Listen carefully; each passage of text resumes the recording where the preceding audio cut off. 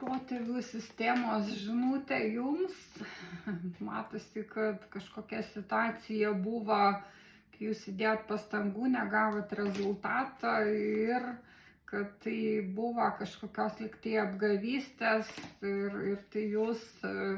sustabdė, matosi kantrybė korta, tai ir toksai sustabdymas, sulėtėjimas, apmąstymai, liktai ir nenoras judėti į priekį,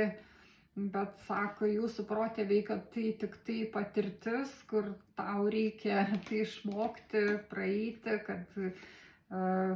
tu per tai gavai dar daugiau galios, jėgų, 9 monetos, tai tokį ir stabilumą, ir galimybę užsidirbti, išmokai, kaip tai daryti, kad atsivėrė tau toks išminties portalas, karalius kardų ir kad tokiam perėjime dabar esi ir kad gali tu nukeliauti tą gausą klestėjimą, kad giminės sistema tave palaiko.